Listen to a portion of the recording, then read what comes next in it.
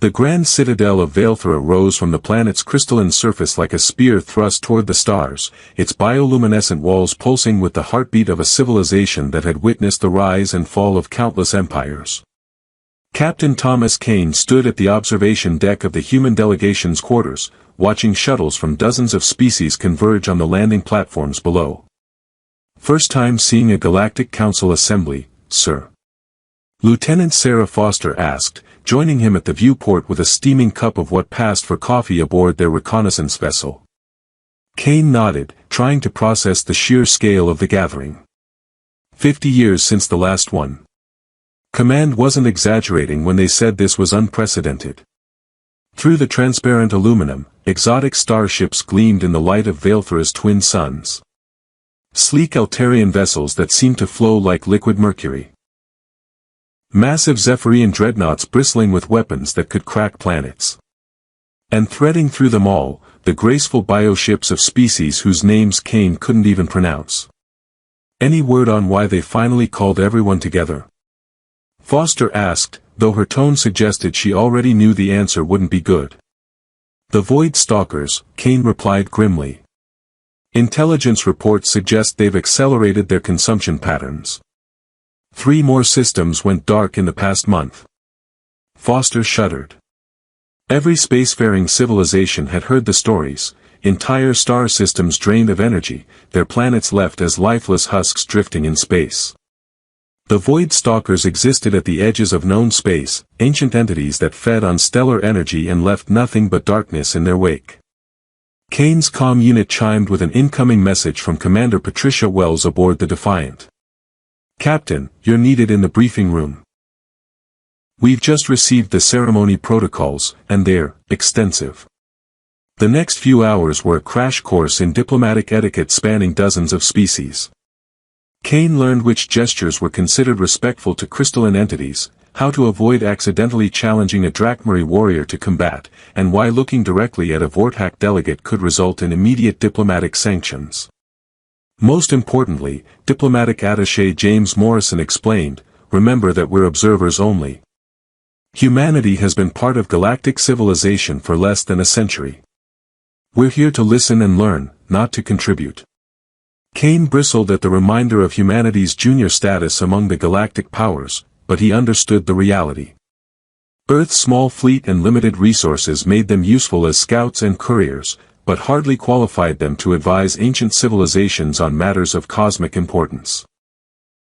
The ceremony began at local sunset, when Valethra's twin suns painted the crystalline spires in shades of gold and crimson. The human delegation took their assigned seats in the vast amphitheater, positioned in what Kane couldn't help but notice was essentially the cheap seats, high up and far from the central dais where the real decisions would be made. As delegates filed into the chamber, Kane found himself overwhelmed by the diversity of life forms represented. Some moved on legs, others floated through the air, and a few existed as patterns of light that shifted between different configurations. The universal translation matrix hummed to life, rendering dozens of alien languages into comprehensible standard. Then the Drachmary delegation entered, and everything else seemed to fade into background noise. Kane had seen images of the Drachmary in intelligence briefings, but nothing had prepared him for witnessing them in person. They moved with predatory grace, their humanoid forms radiating controlled power. Their skin held an inner luminescence that shifted with their emotions, and their pointed ears were more elegant than alien, giving them an almost ethereal beauty.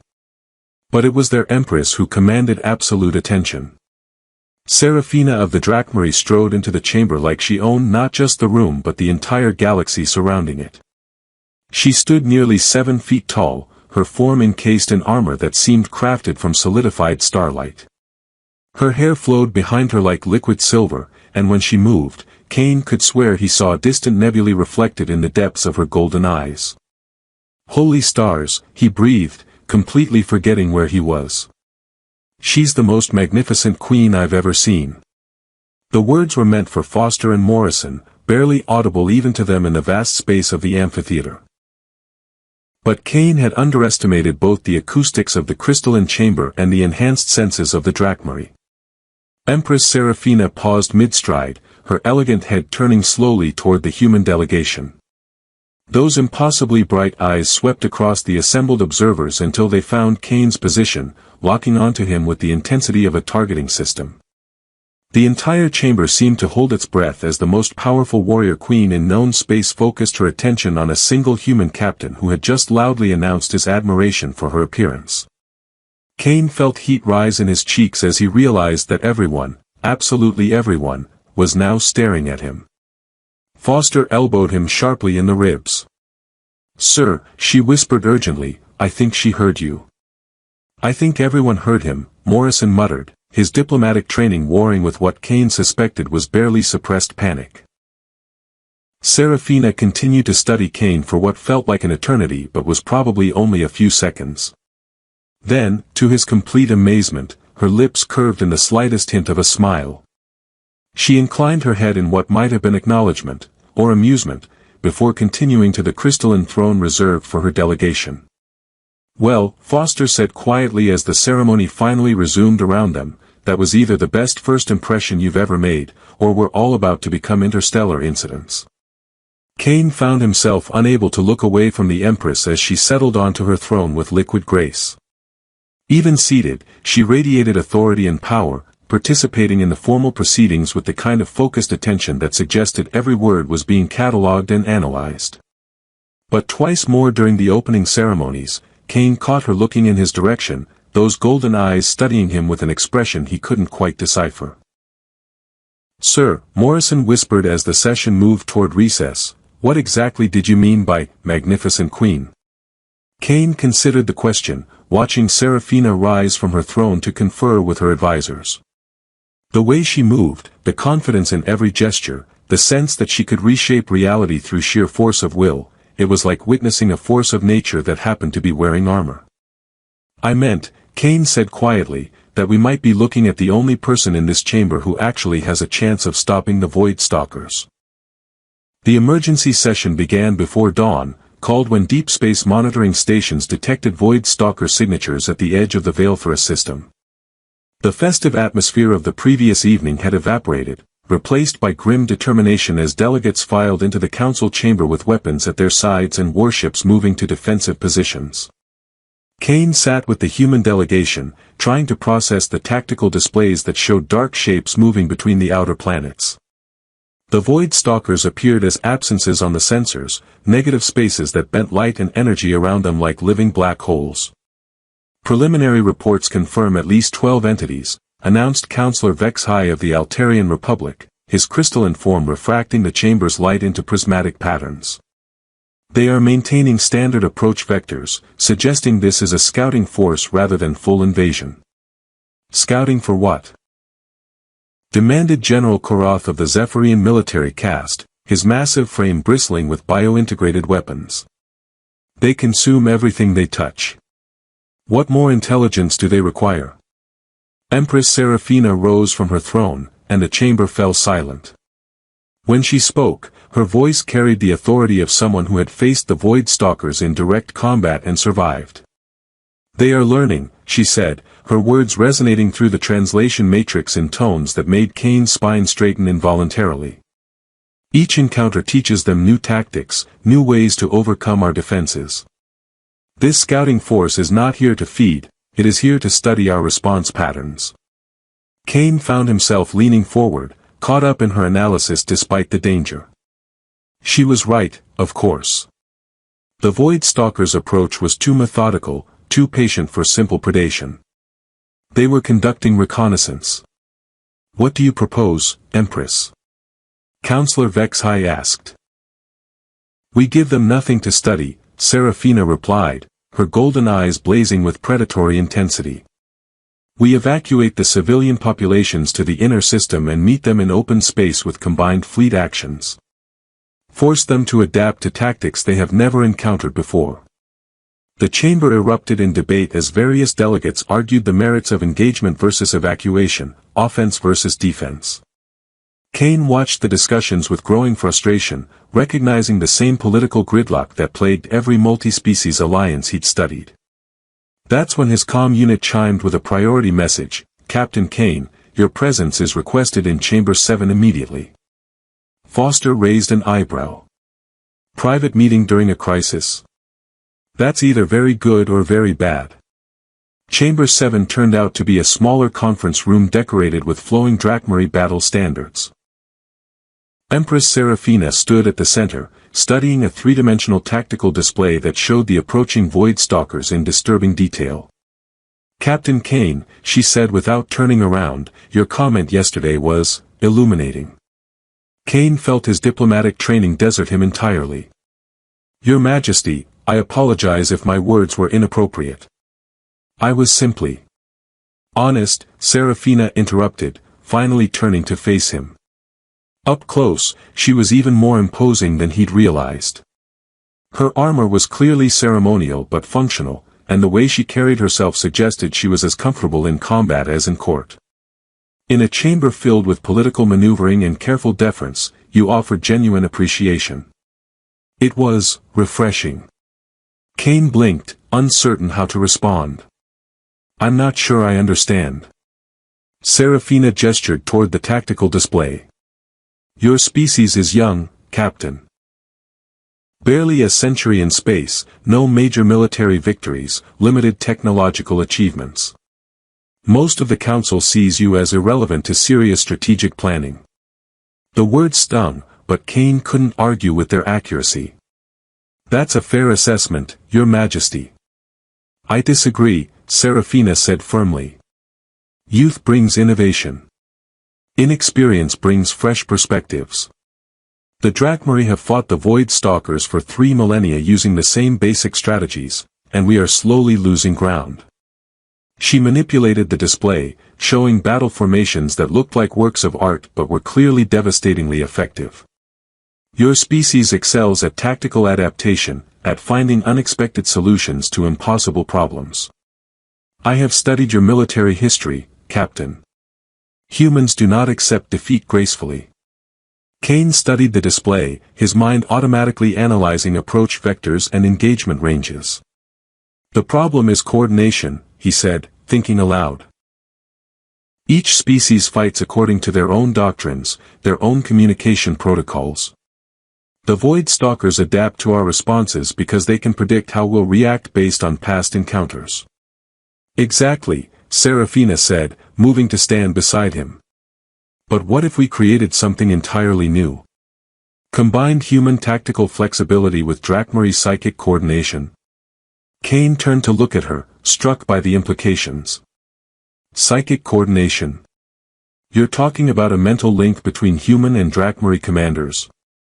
"More than that," Seraphina replied, her golden eyes holding his gaze. "I am talking about a partnership that allows real-time tactical adaptation across multiple engagement zones simultaneously. Your mind providing strategic innovation, mine providing the psychic network to implement it instantly." The idea was audacious to the point of insanity. Telepathic links between species were theoretically possible but practically unheard of. The psychological and security risks alone would terrify both their respective commands. "Has this ever been attempted before?" Kane asked. "Never successfully," Seraphina admitted. "The mental disciplines required are substantial. And the level of trust necessary between participants is absolute." Kane found himself studying her face, looking for signs of deception or hidden agenda. Instead, he saw something that surprised him: uncertainty. For all her regal bearing and obvious power, Empress Seraphina was taking an enormous risk by even suggesting such cooperation. "Why me?" he asked quietly. "You could choose from dozens of more experienced commanders." Seraphina was quiet for a long moment, her attention seemingly focused on the tactical display. When she finally spoke, her voice was softer than before, almost vulnerable. "Because when you looked at me yesterday, you saw a person rather than a weapon. In 3 centuries of rule, very few beings have managed that." She turned back to him, and Kane saw something in her eyes that made his heart race.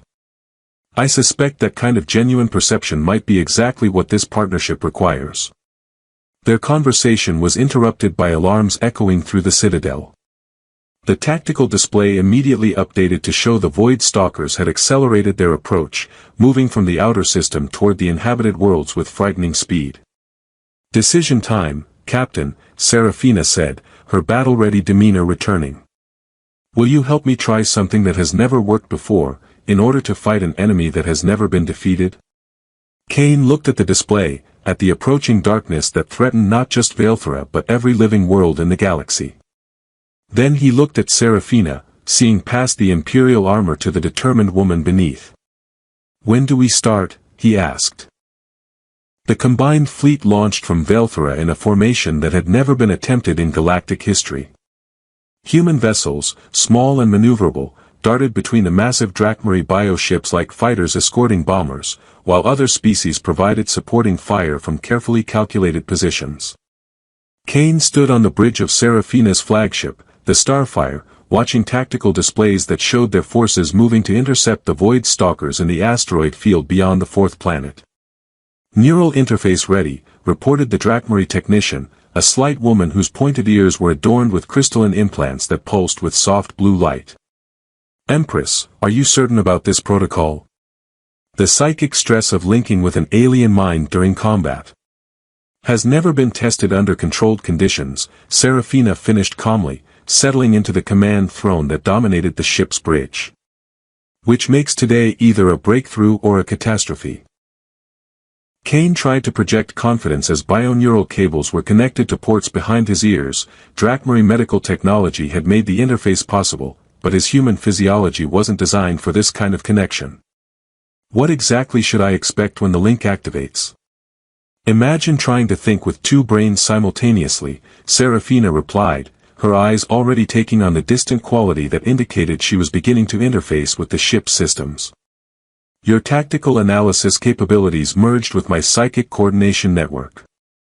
If it works, we will be able to command the entire fleet as if it were a single organism." The first Void Stalkers appeared on the sensors like holes punched in reality itself. They moved through space with impossible grace, their dark forms seeming to bend light around them. Kane had studied every available recording of Void Stalker encounters, but witnessing them directly was like staring into the fundamental emptiness between stars. "Contact in 40 minutes, announced Captain Vextar, Serafina's tactical coordinator. "All ships report ready for engagement." "Initiating neural link," the technician announced. The connection hit Kane like diving into an ocean of liquid starlight.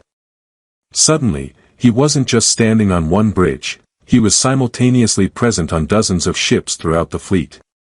His consciousness expanded to encompass tactical displays he'd never seen, weapon systems he didn't understand, and the thoughts of commanders from species he'd barely heard of. But threading through it all was Serafina's presence, her mental voice clear and strong as she guided him through the psychic network. "Easy, Thomas," she whispered directly into his mind, using his first name for the first time. "Let the information flow through you rather than trying to control it." Kane forced himself to relax, allowing the flood of data to wash over him without resistance. Gradually, patterns began to emerge from the chaos.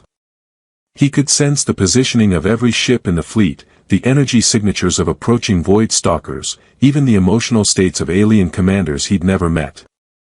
"This is incredible," he thought back to Serafina. "I can see everything." "Now show me how to use it," she replied. What followed was the most complex military engagement of Kane's career. Through the neural link, he and Serafina coordinated fleet movements with impossible precision. When Void Stalkers attempted to flank the formation, human vessels were already repositioning to counter the maneuver. When the entities tried to drain power from Zephyrian dreadnoughts, Drachmarie bioships were there to provide covering fire. But the Void Stalkers were learning, just as Serafina had predicted. They began adapting their tactics in real time, forcing Kane to continuously revise his strategies while maintaining the psychic link with dozens of alien commanders. They're targeting the coordination nodes, Kane realized as several Void Stalkers broke formation to attack the ship serving as communication relays. "If they can disrupt our network, then we adapt," Serafina's mental voice carried absolute determination. "Show me something they have never seen before." Kane's mind raced through possibilities, his tactical training merging with the real-time intelligence flowing through the psychic network. Then inspiration struck, a maneuver so unorthodox that no reasonable commander would attempt it. "We're going to intentionally break formation," he told Serafina. "Scatter the fleet across multiple vectors and make it appear that our coordination has failed." And then?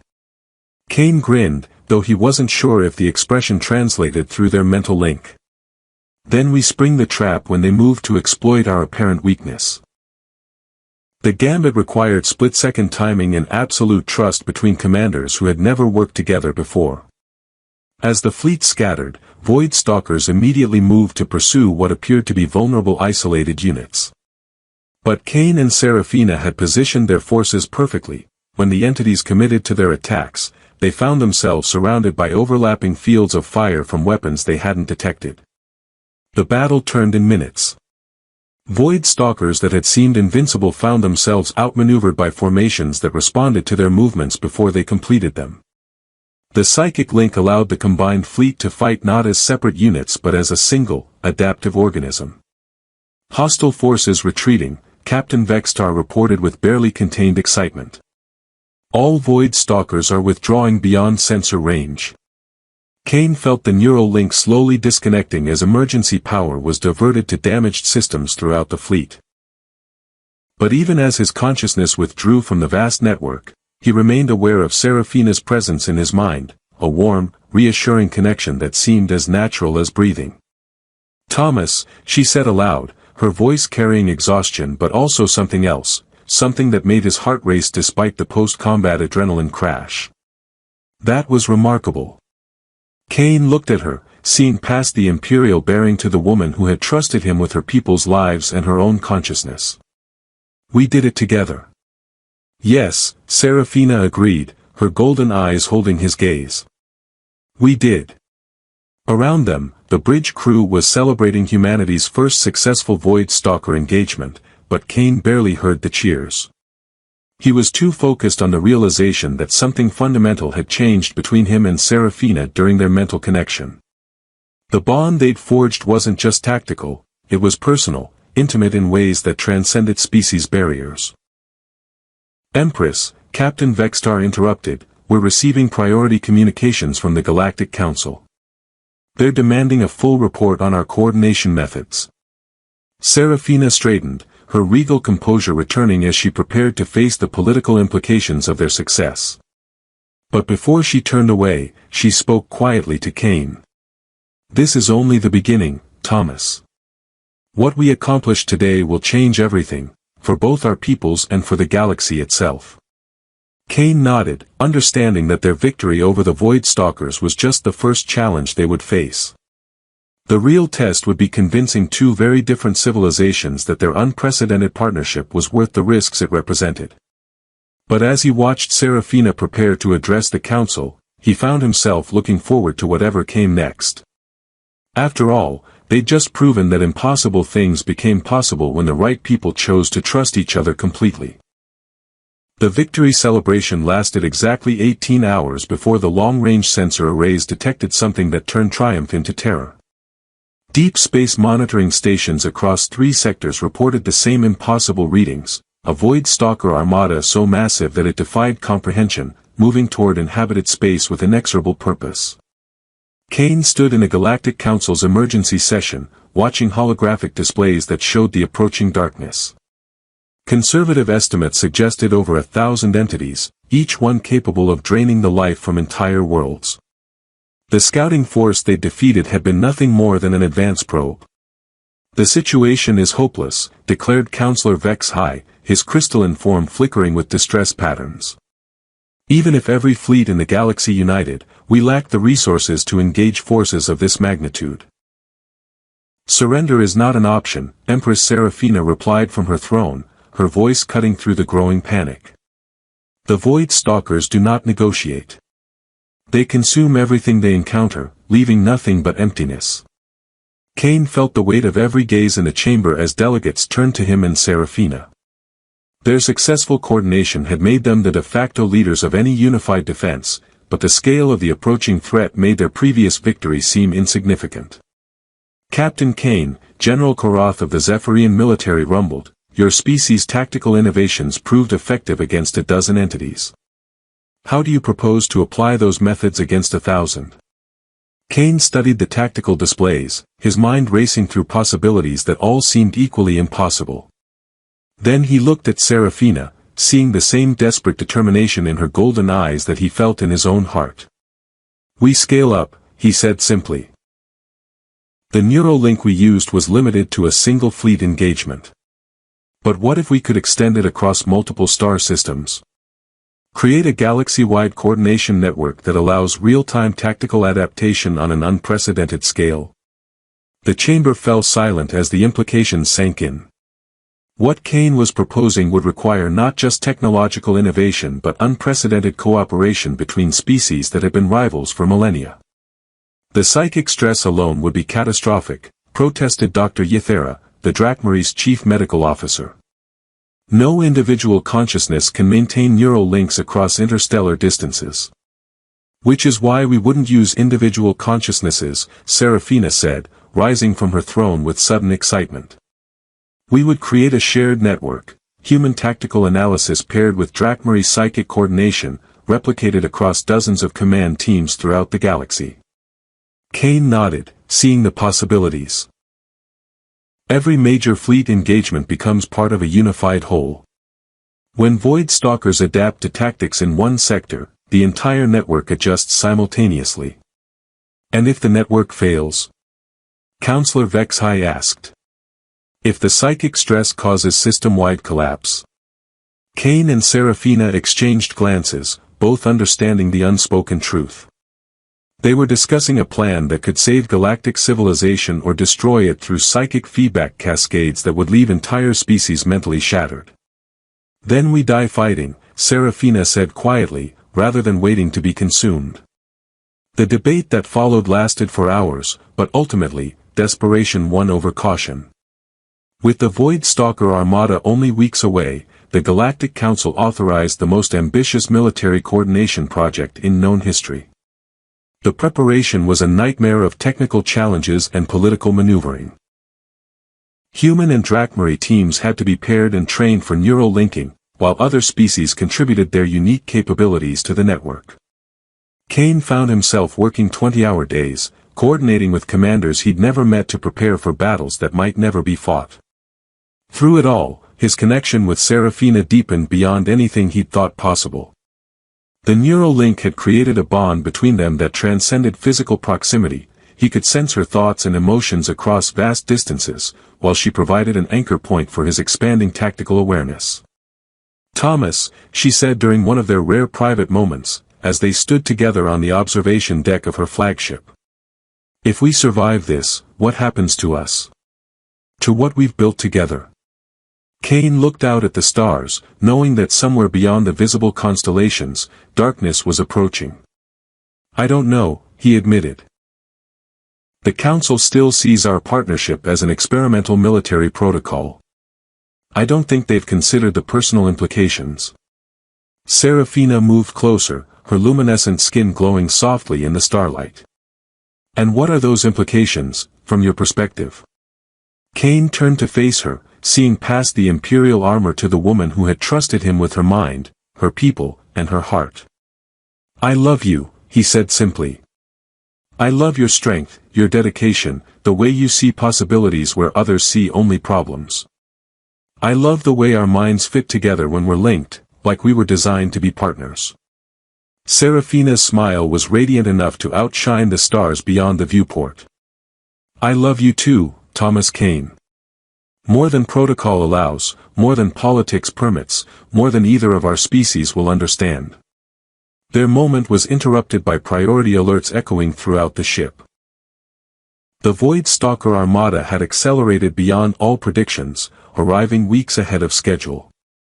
The network wasn't fully operational, half the planned coordination teams weren't trained, and the galaxy's best hope for survival was about to be tested before it was ready. "All command teams to stations," Serafina announced over the ship's communication system. "Initialize neural links and prepare for network activation." Kane felt the familiar sensation of the psychic connection establishing itself, but this time it was different. Instead of linking with a single fleet, his consciousness expanded to encompass hundreds of ships across dozens of star systems. Human tactical innovation merged with Drakmari psychic coordination on a scale that had never been attempted. The Void Stalkers came like living darkness, their forms blotting out stars as they approached inhabited worlds. But this time, the galaxy was ready.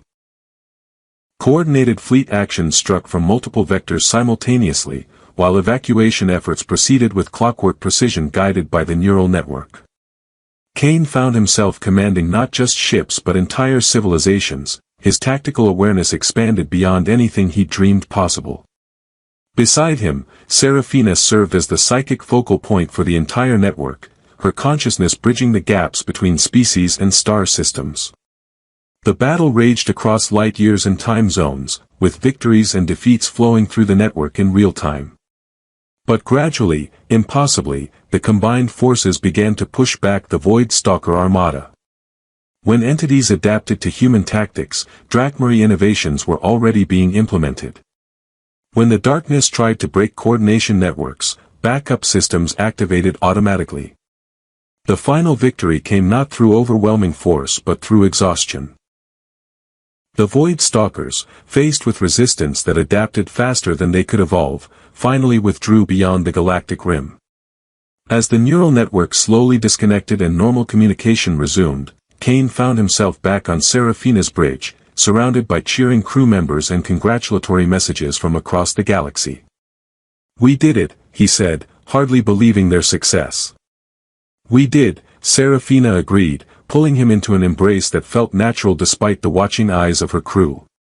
"And now we face the real challenge, convincing the galaxy that what we've built together is worth preserving."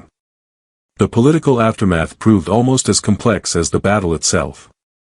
Both Earth Command and the Drakmari High Council demanded detailed explanations of the neural linking process, while other species questioned whether such intimate cooperation between humans and Drakmari represented a security risk or a new model for galactic relations. Kane stood before a joint session of the Galactic Council 3 weeks later, wearing his dress uniform and trying to project confidence despite the weight of history settling on his shoulders. Beside him, Serafina wore ceremonial armor that caught the chamber's light and scattered it into prismatic rainbows. "The question before us," announced Counselor Vex High, "is whether the Human Drakmari Coordination Network should be formalized as a permanent defensive institution, or whether it represents too great a risk to galactic stability." Kane and Serafina had spent hours preparing for this moment, but now, facing the assembled representatives of dozens of civilizations, Kane found himself speaking from the heart rather than from prepared notes. "3 weeks ago, we faced extinction," he said, his voice carrying clearly through the translation matrix. "The Void Stalkers came in numbers that should have overwhelmed any defense.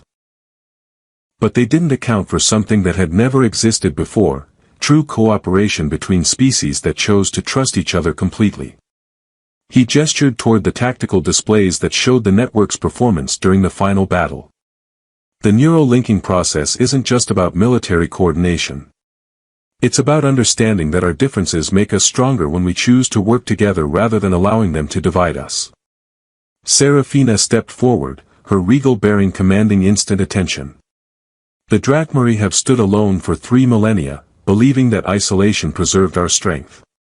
Captain Kane and his people showed us that true strength comes from connection, from choosing to see beyond the barriers that separate us." She turned to look at Kane, her golden eyes holding his gaze with love that transcended species barriers. "We propose not just a military alliance, but a new model for galactic civilization.